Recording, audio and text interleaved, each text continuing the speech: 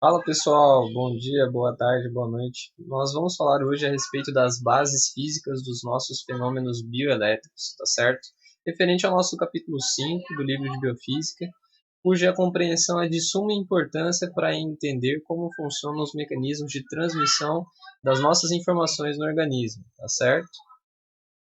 Bom, então o nosso livro ele traz como introdução a base dessa bioeletricidade, seria a explicação para o funcionamento das nossas células e o meio pelo qual elas utilizam a transmissão das nossas informações, tá certo? Esse é o princípio das transmissões dos nossos impulsos nervosos, sinais aferentes, eferentes, entre outros, tá certo?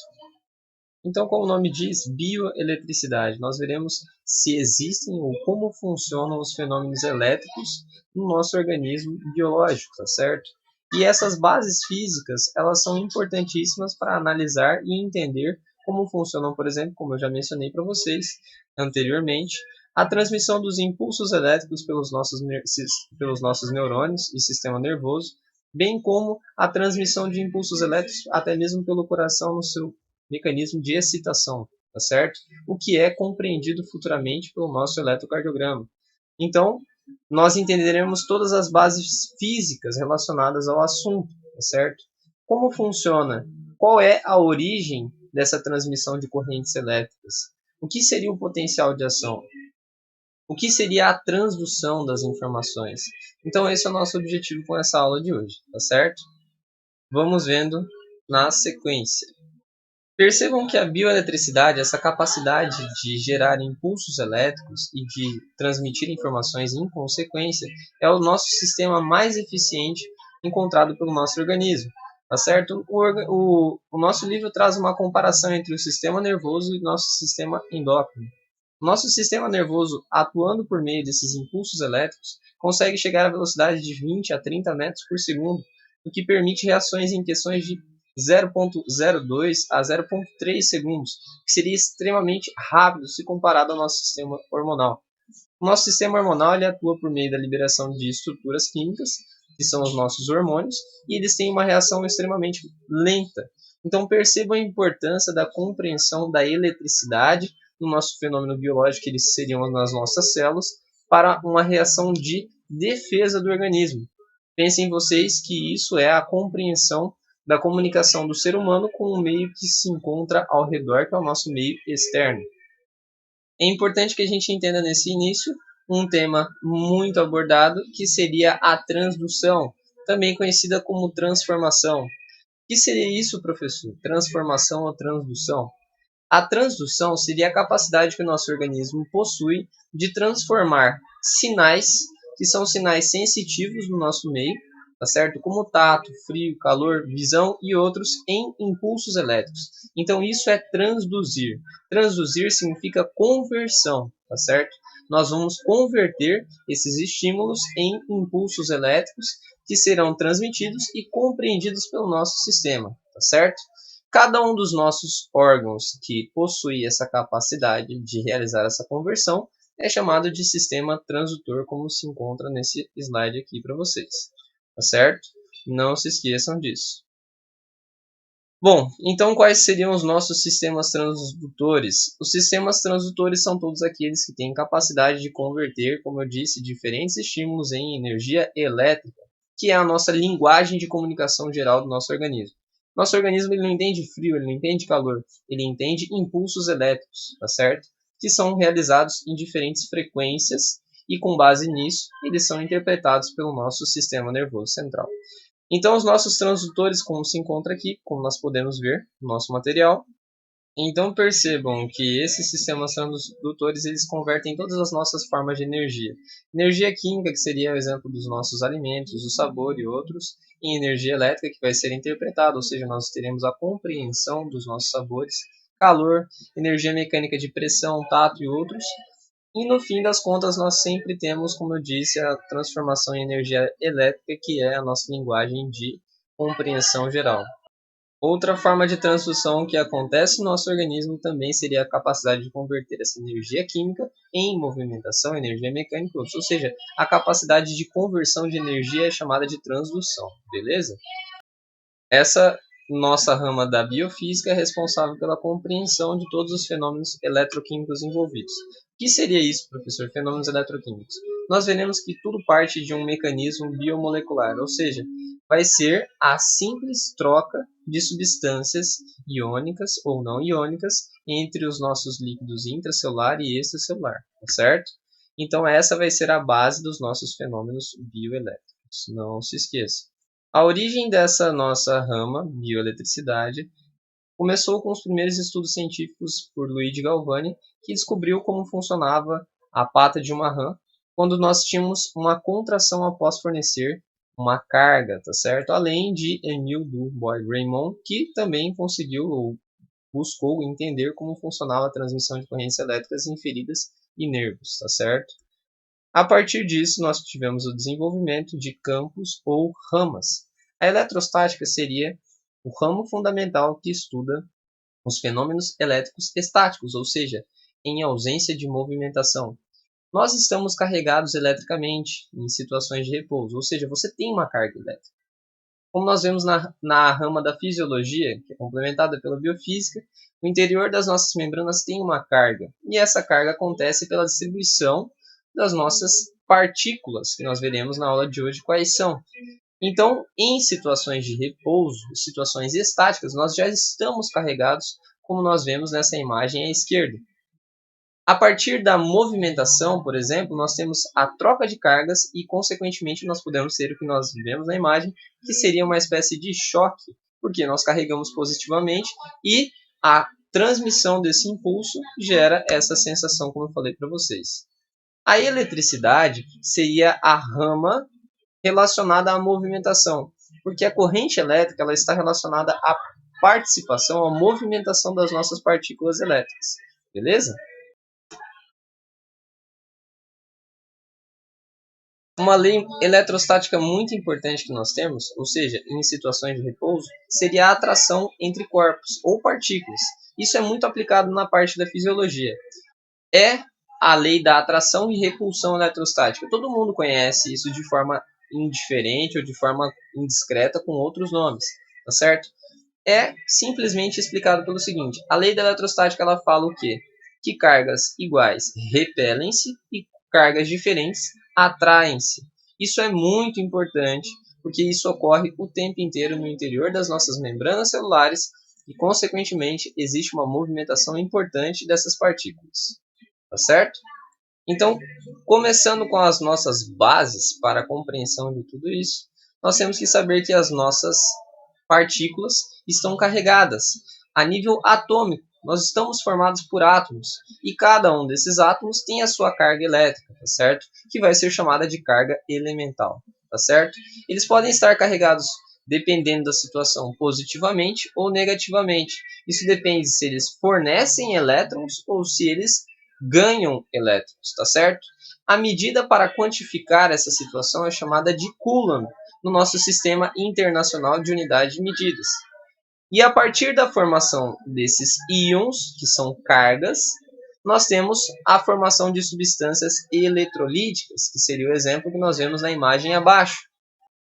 Então, nosso objetivo com a biofísica é fornecer esses índices ou essas ferramentas para a compreensão de outras matérias para vocês, tá certo? Então, vocês têm que entender que o nosso organismo está formado por vários átomos, como seria o sódio, como seria o cloro, o potássio, dentre outros. E esses átomos, eles têm a sua carga elemental, ou seja, eles têm uma quantidade de elétrons e uma quantidade de prótons, tá certo? Os prótons se encontram no seu núcleo e os elétrons se encontram na sua eletrosfera. Os elétrons são aquilo que fornecem a carga negativa a essa partícula e os prótons a carga positiva. Entre os dois, para evitar a atração, nós temos os nêutrons, tá certo? Só que esses átomos eles são instáveis, como eu falei para vocês. Na maior parte das vezes eles se comunicam. Eles fornecem elétrons ou eles recebem elétrons. Então, a partir disso, nós teremos íons cátions e íons ânions, tá certo? Quando nós temos a formação desses íons, como eu disse para vocês, se isso se encontra em uma solução, nós temos a nossa solução eletrolítica que eu falei para vocês. Professor, o que seria essa solução eletrolítica? Uma solução de íons. Por apresentar cargas dissolvidas, essa solução eletrolítica ela vai ser considerada, como nós veremos nos próximos slides, uma solução de boa condução elétrica, tá certo? O interessante é que nós saibamos que esses íons, ou essas partículas, elas formam aquilo que é conhecido como campo elétrico, ou seja, é muito importante isso, elas geram um campo de atração, um campo de repulsão a outras partículas. Literalmente, elas formam um campo eletromagnético, um campo elétrico, certo? E esse campo, como eu disse, é totalmente dependente da sua carga. Olha só, se nós analisamos essa imagem, como eu mostrei aqui para vocês, olha que interessante, nós temos, como nós vemos aqui, um campo elétrico gerado por uma partícula de interior positivo e outra negativo. Como elas têm cargas diferentes, elas provavelmente vão atrair-se, tá certo? Mas, se elas possuíssem cargas iguais, elas iriam repelir-se, certo? Então, baseando-se nisso, nós temos o princípio das interações elétricas. As interações elétricas são aquilo que eu mencionei para vocês. Interação seria a capacidade de atrair ou de repelir outras cargas, tá certo? Então vejam bem que cada uma dessas partículas apresenta a capacidade de repelir ou atrair outras partículas. Continuando. Então, nesse sentido, nós temos uma lei que é chamada lei de Coulomb, que é uma lei um pouco óbvia, lógico, eu não vou querer que vocês se fixem em fórmulas nesse momento, eu quero que vocês entendam a compreensão geral. Se eu tenho duas partículas que possuem cargas diferentes, elas vão atrair ou repelir-se, como eu já falei para vocês. Se ela for positiva com negativo, vai atrair, e se for positiva com positivo, vai repelir. Essa intensidade da atração ou da repulsão é dependente do quê? Da distância em que essas cargas se encontram, tá certo? E ao mesmo tempo é dependente das cargas dessas partículas, tá certo? Seria literalmente a magnitude da atração entre essas duas partículas. Como o nosso livro menciona, se nós temos uma situação, se nós temos uma distância muito grande entre essas partículas, elas terão um menor campo elétrico de atração e de repulsão e, consequentemente, será menor a magnitude de atração e repulsão entre elas. Agora, se elas apresentam grande quantidade de cargas, também aumenta a atração e repulsão entre elas, beleza? Na sequência, surge outro conceito do nosso livro, que seria o potencial elétrico. Como eu disse, se as partículas têm tendência a atrair ou repelir-se, eu posso separá-las. Eu posso separá-las fornecendo energia para separá-las. E isso é o nosso potencial elétrico. Seria a quantidade de energia que é suministrada para separar essas partículas. Então nós vemos que esse potencial elétrico ele é medido em uma unidade que é chamada volts, tá certo? Essa unidade volts vai ser muito utilizada em potenciais de membrana e em potenciais de ação, como vocês verão na parte de fisiologia. Então, o que seriam esses volts, professor? Seriam a quantidade de energia que é fornecida para separar essas cargas elementais umas das outras, tá certo? Como nós veremos na sequência. Pensando nisso, surgem diferentes tipos de materiais e diferentes tipos de composições no nosso organismo. Nós temos no nosso organismo substâncias que são condutoras, nós temos substâncias que são isolantes e outros que são semicondutores. O que seria isso, professor? Como eu falei, essas partículas, que são os nossos íons, eles estarão em constante movimentação. Aquelas substâncias que têm uma boa capacidade, como diz aí no slide para vocês, que tem uma alta capacidade de transmitir essa corrente elétrica de íons, elas vão ser bons condutores, vão ter uma baixa resistência. Agora, aquelas substâncias que têm dificuldade em transmitir esses elétrons, elas serão consideradas isolantes, certo? Porque elas oferecem uma grande resistência, como é o exemplo da nossa bicapa fosfolipídica ou membrana plasmática. E nós temos substâncias que são consideradas semicondutores, que seriam aqueles que têm uma resistência intermediária e fica no meio termo entre os dois, tá certo? Então, ainda falando neste mesmo princípio, nós teremos a formação de uma diferença, um potencial entre dois recipientes ou dois locais, associado a um gradiente elétrico. O que seria isso, professor?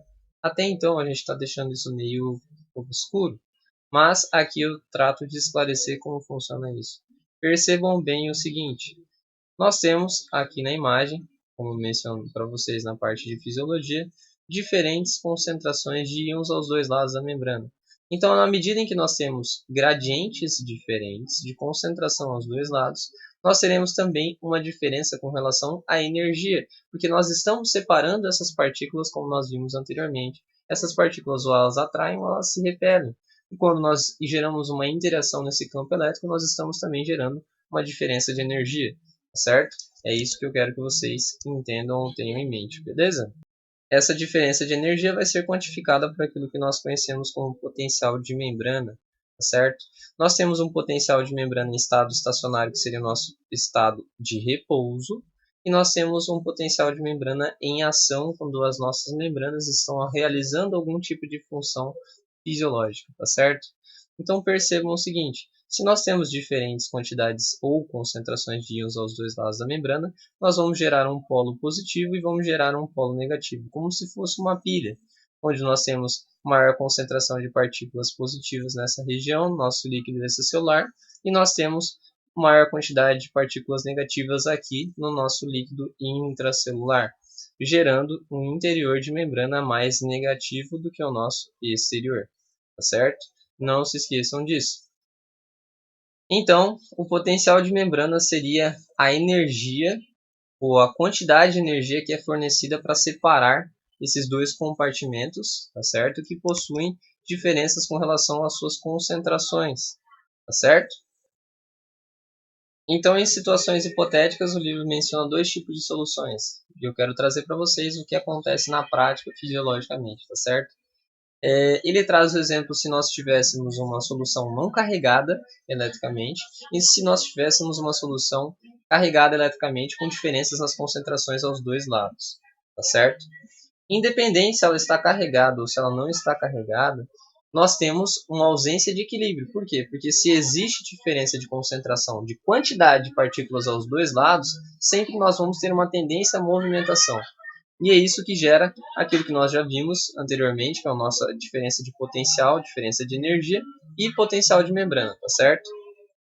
Então, por fim, qual é a nossa grande moral? Acontece o que nós vemos nessa figura B, é um exemplo, lógico, certo? Não é nada que aconteça nas mesmas proporções reais. Se nós temos diferentes concentrações, digamos que nós temos uma solução separada por uma membrana, uma solução 1 e uma solução 2. Essa solução 2 ela tem maior concentração de partículas.